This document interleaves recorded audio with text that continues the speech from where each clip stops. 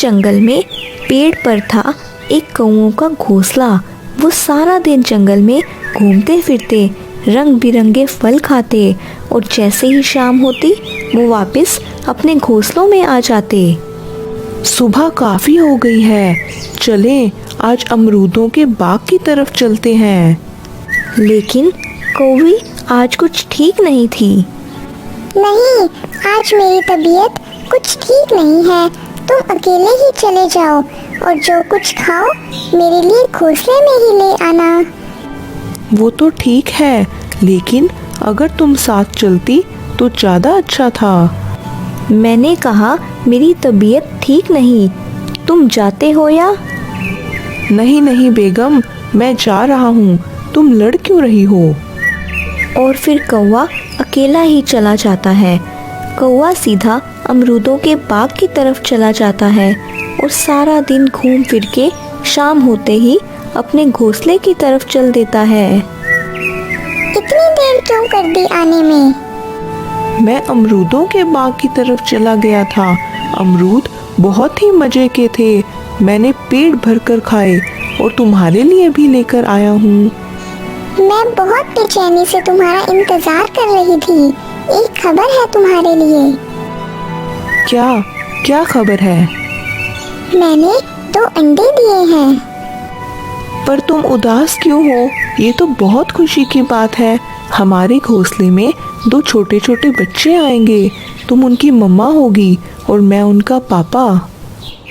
नहीं, मैं ऐसा नहीं कर सकती। सारा दिन घोंसले में बैठा रहना पड़ेगा। अब तुम अंडों पर बैठोगे। मैं अंडों पर? क्या हो गया है तुम्हें? मेरा काम तुम्हारे लिए खाना लाना है और तुम्हारा काम इन अंडों की हिफाजत करना है। तुम चुप करते हो या नहीं? ऐसा नहीं होगा। मैं नहीं रह सकती सारा दिन घोंसले में। हाँ, अगर तुम भी नहीं बैठ सकते अंडों पर तो मैंने सारा दिन सोच कर एक उपाय निकाला है। क्या उपाय निकाला है तुमने? कहीं तुम इन अंडों को घोंसलों से गिराना तो नहीं चाहती? नहीं, इतनी भी नहीं मैं पत्थर दिल। बच्चे तो मुझे भी बहुत पसंद है। मसला सिर्फ अंडों पर बैठने का है, वो मैं नहीं कर सकती। फिर क्या उपाय सोचा है? यही कि तुम सारा दिन जंगल में उड़ते रहते हो। कहीं किसी पक्षी के घोंसले में अंडे ढूंढो। क्या कहना चाहती हो? साफ साफ बताओ मुझे। वो ये कि हम किसी पक्षी के अंडे घोंसले से उठा फेंकेंगे और अपने अंडे वहाँ पर रख देंगे। जब बच्चे अंडों से निकल आएंगे तो हम अपने बच्चों को ले आएंगे। ऐसे बच्चे भी मिल जाएंगे और मुझे अंडों पर भी बैठना नहीं पड़ेगा। मुझे तुम्हारी ये बात जरा भी अच्छी नहीं लगी। उससे क्या फर्क पड़ता है? मुझे ज्यादा अपनी का ना सुनाओ और जो कहा है वो करो, वरना अभी चली जाऊंगी अपनी मम्मी पापा के घर, तुम्हें और तुम्हारे इन अंडों को छोड़कर। नहीं, तुम ऐसा मत करना। तुम जैसा कहोगी मैं वैसे ही करने को तैयार हूँ। अगले दिन कौवा जंगल में एक ऊंची उड़ान लेता है, ये देखने के लिए कि किस किस पक्षी के घोंसले में अंडे पड़े हैं। काफ़ी उड़ान के बाद उसे एक पेड़ पर एक चिड़िया का घोंसला नज़र आता है। उस घोंसले में 2 अंडे पड़े होते हैं। वो बहुत ही खुश हो जाता है और जल्दी से अपने घोंसले में आता है। क्या बना? पास में ही एक पेड़ के ऊपर एक घोंसला है जिसमें 2 अंडे पड़े हैं और है भी हमारे अंडों की तरह ही सफ़ेद। किस पक्षी का घोंसला है वो? चिड़िया का घोंसला है वो। जल्दी करो तुम। चिड़िया मैंने अभी आम के पेड़ की तरफ जाते हुए देखी है। और फिर वो दोनों अपने अंडे उठाकर चिड़िया के घोंसले के पास आ जाते हैं और वो फिर जल्दी से चिड़िया के अंडे उठाकर नीचे फेंक देते हैं और उसके घोंसले में अपने अंडे रख देते हैं और जल्दी से वहाँ से चले जाते हैं।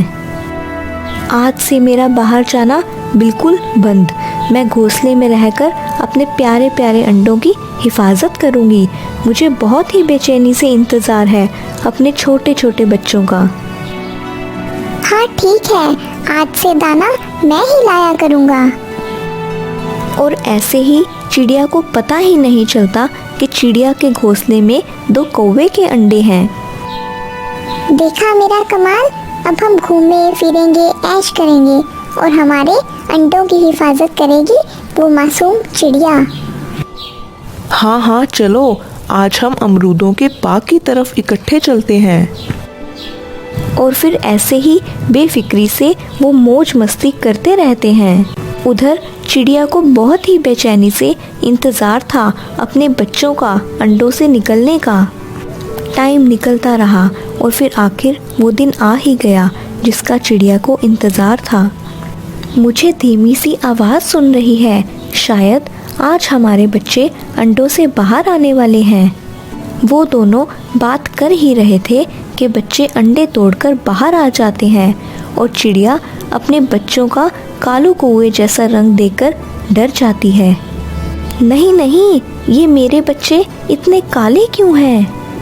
क्या ये तो जैसे कौवे के बच्चे लग रहे हैं। नहीं, ये मेरे बच्चे नहीं हैं। ये मेरे साथ क्या हो गया? ये कैसे हुआ? मेरे बच्चे कहाँ चले गए? और वो रोने लगती है। तुम हौसला रखो, हकीकत ये है किसी कौवे ने हमारे अंडों की जगह अपने अंडे रख दिए हैं। भला कैसे कोई अपने अंडों के साथ ऐसे कर सकता है? हाँ, मैंने अपने दोस्तों से सुना है कौवे ऐसा कर लेते हैं। देखो कैसे ये मासूम बच्चे रो रहे हैं। तुम इनको अपने बच्चे समझकर ही दाना खिलाओ। और फिर चिड़िया उन बच्चों को प्यार से दाना खिलाती है। ओए होए, मेरे सोने सोने बच्चे निकल आए हैं अंडों से। अभी इनकी मम्मा को जाकर बताता हूँ। और कौवा जल्दी से अपने घोंसले की तरफ चलता है। बच्चे निकल आए हैं, हमारे बच्चे निकल आए हैं अंडों से। चिड़िया उनको दाना खिला रही थी। चलो चिड़िया के घोंसले में। और फिर वो चिड़िया के घोंसले की तरफ चल देते हैं। कैसी हो चिड़िया रानी, बहुत प्यारी लग रही हो। ये क्या, ये कौवे के बच्चे तुम्हारे घोंसले में कैसे? चिड़िया खामोश रहती है, लेकिन चिड़ा उनको देखकर सब समझ जाता है। तुम्हारी बेहतरी इसी में है कि तुम यहाँ से चले जाओ। मुझे सब पता है, तुम लोगों ने हमारे अंडों की जगह अपने अंडे रखे होंगे, इसीलिए आए हो अब अपने बच्चों को लेने। नहीं नहीं, ऐसी कोई बात नहीं है। मैंने तो ये कहा था बच्चे बहुत काले हैं और हमारे काले रंग से कोई प्यार नहीं करता। और ये बच्चे भी कितने काले हैं। अगर तुम बुरा ना मानो तो हम इन बच्चों को ले जाते हैं। ये बच्चे हैं ही तुम्हारे, ले जाओ इन्हें। और फिर चिड़िया ने अचानक से अपनी खामोशी तोड़ी। नहीं, मैंने पूरे 21 दिन हिफाजत की है इन अंडों की। मुझे हर पल इंतज़ार था इन बच्चों का। लम्हा लम्हा मैंने इंतज़ार में गुजारा है इन बच्चों के।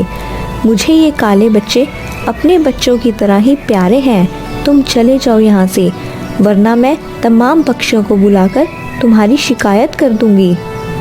देखिए चिड़िया बहन, मुझसे गलती हो गई। मैंने ही इनके पापा को ऐसा करने को कहा था, लेकिन इन बच्चों को देखकर मेरी ममता जाग उठी है। प्लीज़ मेरे बच्चे दे दो। ऐसा कभी नहीं होगा, तुम जाते हो या? और फिर ऐसे ही कौवा और कौवी वहाँ से उदास होकर चले जाते हैं और चिड़िया उन बच्चों को अपने बच्चों से बढ़कर प्यार देती है। पहाड़ों से थोड़ा दूर एक जंगल बसा हुआ था। उस जंगल में काफी सारे पक्षी रहा करते थे। उसी जंगल में एक मीनू चिड़िया भी रहती थी। मीनू चिड़िया बहुत ही मेहनती थी। मीनू चिड़िया से थोड़ा दूर वाले पेड़ पर एक कालू कौवे ने अपना घोंसला बनाया हुआ होता है। कालू कौवे का एक दोस्त बबलू कौवा भी था। कालू कौवा और बबलू कौवे की दोस्ती पूरे जंगल में बहुत ही ज़्यादा पक्की थी। कालू कौवा बबलू कौवे पर बहुत विश्वास करता था और उसको अपना भाई मानता था। बुलबुल बहन, क्या हो गया है? आप इतना रो क्यों रही हैं?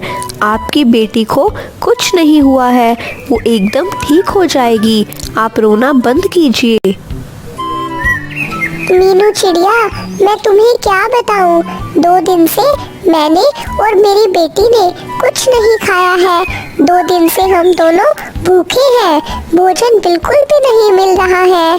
मीनू चिड़िया, कुछ करो, इस जंगल में भोजन की बहुत कमी हो गई है।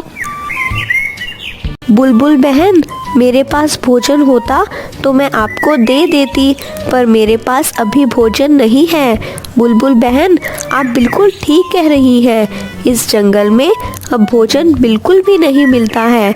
हमें कुछ ना कुछ तो करना ही पड़ेगा।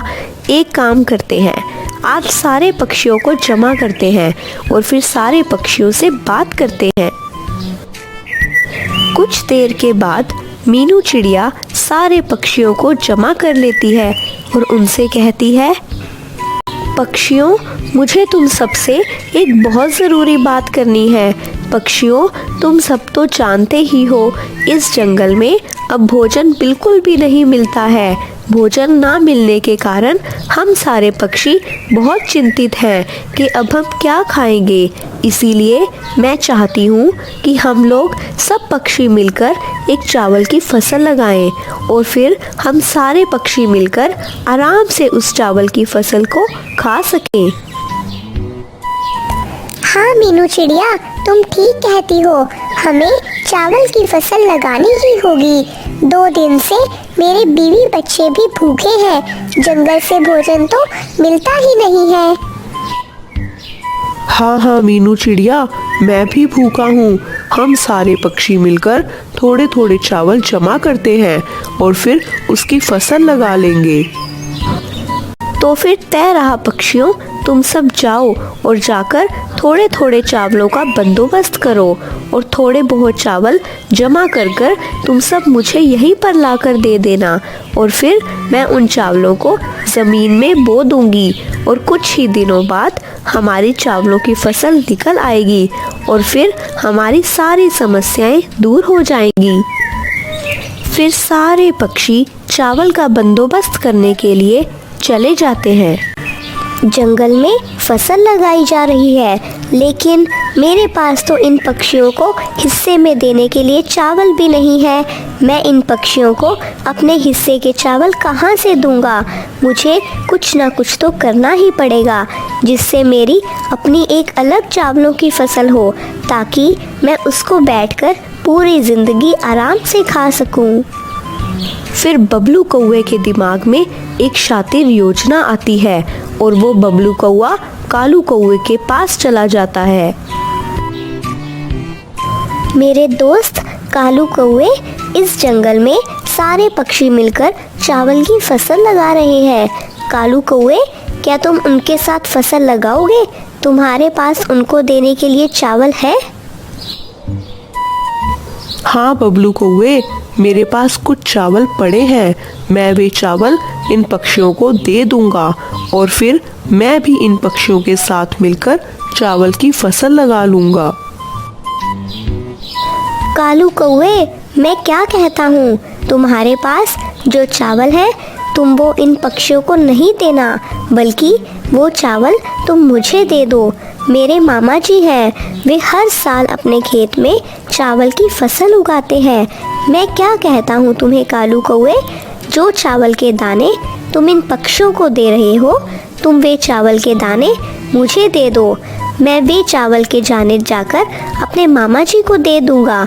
अगर वे चावल के दाने तुम पक्षियों को दोगे तो तुम्हें वे पक्षी इनका डबल चावल देंगे, लेकिन अगर ये चावल के दाने मेरे मामा जी को देते हो तो मेरे मामा जी तुम्हें ये चावल के दाने दुगने से चौगने करके देंगे।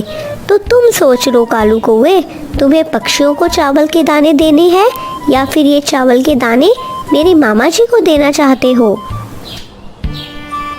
बबलू कौवे की ये बात सुनकर कालू कौवे के मन में लालच आ जाता है। कालू कौवा कहता है,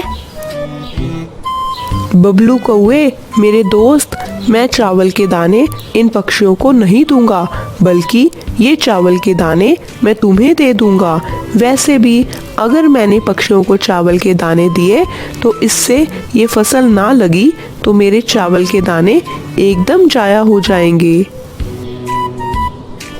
हाँ कालू कौवे, मैं तुम्हें कब से यही तो समझा रहा था। एक काम करो, तुम सारे पक्षियों के पास जाओ और उनसे जाकर कहो कि वे जो चावल के दाने उस चिड़िया को देने वाले हैं वे उसको ना दें, बल्कि वे चावल के दाने मुझे लाकर दें। उन पक्षियों ने जितने जितने चावल के दाने दिए होंगे मैं उनसे डबल और ट्रिपल कर कर उन्हें वापस लौटा दूंगा। ठीक है बबलू कौवे, तुम यहीं पर बैठो, मैं जाता हूँ और सारे पक्षियों से चावल जमा कर कर लाता हूँ। फिर कालू कौवा वहाँ से चला जाता है। वाह वाह बबलू कौवे, तेरे दिमाग तो एकदम शातिर है। ये सारे पक्षी मुझे अपने चावल के दाने दे देंगे और फिर मैं यहाँ से भाग जाऊँगा और फिर इनको कभी भी नहीं मिलूँगा। फिर कालू कौवा तोते के पास जाता है और तोते से कहता है, देखो तोते, जो चावल तुम मीनू चिड़िया को देने वाले हो वे चावल तुम मुझे दे दो। मेरे दोस्त बबलू कौवा है, उसके मामा जी हर साल चावल की फसल लगाते हैं। अगर तुम मेरे दोस्त के मामा जी को ये चावल के दाने दोगे तो वे मामा जी तुम्हें चावलों के दानों को दुगने से चुगना करके देंगे। उतने चावल के दाने तो वे मीनू चिड़िया भी तुम्हें नहीं देगी। तो तुम सोच लो कि तुम किसको चावल के दाने देने वाले हो। अरे कालू कौवे, जब तुम्हारे दोस्त के मामा जी को मैं चावल देता हूँ वे मुझे चावल डबल से ट्रिपल करके देंगे, तो फिर इसमें मेरा ही भला है। मैं ये चावल के दाने तुम्हारे दोस्त के मामा जी को दे देता हूँ। वैसे भी अगर ये चावल के दाने मैं मीनू चिड़िया को देता हूँ तो मीनू चिड़िया मुझे इस चावल के बदले थोड़े और चावल दे देगी। लेकिन अगर तुम्हारे दोस्त के मामा जी को ये चावल के दाने दूंगा तो वे मुझे डबल से ट्रिपल करके देंगे। हाँ हाँ तोते, चलो फिर वे चावल के दाने तुम मुझे दे दो ताकि मैं जाकर अपने दोस्त बबलू को चावल के दाने दे दूं। फिर कालू कौवा इसी तरह और पक्षियों के पास भी जाता है, उनसे भी यही कुछ कहता है। बबलू कौवे, ये देखो, सारे पक्षियों ने ज्यादा लालच के चक्कर में मुझे अपने चावल के दाने दे दिए। अब तुम फटाफट जाकर ये चावल के दाने अपने मामा जी को दे आओ ताकि वे हमें चावल के दानों को डबल से ट्रिपल करके दें। वाह भाई वाह, इतने सारे चावल के दाने। ये चावल के दाने अगर मैं आराम से बैठकर खाऊं तो पूरी ज़िंदगी आराम से चलेगी। इन चावलों के दानों को लेकर भाग जाता हूँ और वापस कभी भी इस जंगल में नहीं आऊँगा। फिर बबलू कौवा वे सारे चावल के दाने लेकर वहाँ से चला जाता। वहीं दूसरी तरफ मीनू चिड़िया को जब पता चलता है कि उसे चावल के दाने देने की बजाय उन सारे पक्षियों ने बबलू कौवे के मामा जी को चावल के दाने दे दिए हैं तो मीनू चिड़िया बहुत उदास हो जाती है। हर साल सारे पक्षी मुझे चावल के दाने देते थे, पर इस बार सारे पक्षियों ने अपने लालच की वजह से चावल के दाने बबलू कौवे के मामा जी को दे दिए हैं। चलो कोई बात नहीं, मेरे पास जितने चावल के दाने पड़े हैं मैं उससे ही फसल लगा लेती हूँ। फिर मीनू चिड़िया के पास जितने चावल होते हैं वे चावल मीनू चिड़िया ज़मीन में बो देती है। फिर ऐसे ही कुछ महीने बीत जाते हैं, लेकिन वे बबलू कौवा अभी तक उन पक्षियों के चावल डबल कर नहीं लाया होता। कालू कौवे, तुम्हारा दोस्त बबलू कौवा कब वापस आने वाला है? हमारे चावल कब डबल से ट्रिपल कर कर लाएगा वो? हमने तो तुम्हारे कहने पर उसे चावल के दाने दिए थे। अब तुम ही बताओ कि कब वापस आने वाला है वो? हाँ हाँ कालू कौवे, तुम ही बताओ। हमने तुम्हारे कहने पर तुम्हारे दोस्त बबलू कौवे को चावल दिए थे। अरे कालू कौवे, मुझे तो लगता है तुम्हारा दोस्त बबलू कौआ हमारे सारे चावल लेकर भाग गया है और अब वे कभी नहीं वापस आने वाला। हाँ बुलबुल बहन, मुझे भी ऐसा ही लगता है। वहाँ पर मीनू चिड़िया की भी फसल निकल आई है। अब तक तो बबलू कौवे को वापस आ जाना चाहिए था। मुझे भी ऐसे ही लग रहा है कि बबलू कौवा हम सबके चावल लेकर भाग गया है। हाँ कालू कौवे, हमने तुम्हारे ही कहने पर तुम्हारे दोस्त को चावल के दाने दिए थे। अब तुम ही हमारी भरपाई करोगे। अरे तोते, तुमने मेरे कहने पर उस बबलू कौवे को चावल के दाने नहीं दिए थे, बल्कि तुम लोगों ने अपने लालच की वजह से उसको चावल के दाने दिए थे। तो इसमें मेरी कोई गलती नहीं है। हाँ, ये सब हमारे लालच की वजह से ही हुआ है। हर साल हम उस मीनू चिड़िया को चावल के दाने देते हैं, तो उसके बदले में मीनू चिड़िया हमें थोड़े बहुत चावल के दाने दे देती थी। लेकिन इस बार हमने लालच की तो हम उन चावलों के दानों से भी हाथ धो बैठे। फिर वे सारे पक्षी ऐसे बातें कर ही रहे होते हैं कि वहाँ पर मीनू चिड़िया आ जाती है। पक्षियों, मुझे पता है तुम लोगों ने लालच की, तो देखो लालच का नतीजा तुम्हारे पास है। जो चावल के दाने थे, अब वे चावल के दाने भी तुम्हारे पास नहीं है। हाँ मीनू चिड़िया, आज हमारे लालच की वजह से हमारे पास कुछ भी नहीं है खाने को। पक्षियों, तुम लोगों को अपनी गलती का एहसास हो गया है, तो इससे बड़ी बात क्या हो सकती है। तुम लोग बिल्कुल भी चिंता ना करो, मेरी फसल बहुत अच्छी लग गई है। तुम सारे पक्षियों का जब दिल चाहे तुम लोग मेरी फसल से आकर चावल खा सकते हो। अरे वाह मीनू चिड़िया, तुम कितनी अच्छी हो, तुम्हारा दिल कितना बड़ा है। फिर इस तरह सारे पक्षियों को अपने लालच का अंजाम मिल जाता है। इस कहानी से हमें ये सीख मिलती है कि हमें ज़िंदगी में कभी भी लालच नहीं करना चाहिए, क्योंकि लालच एक बहुत बुरी बला है। अगर आपको हमारी स्टोरी अच्छी लगी तो चैनल को सब्सक्राइब करना मत भूलिएगा।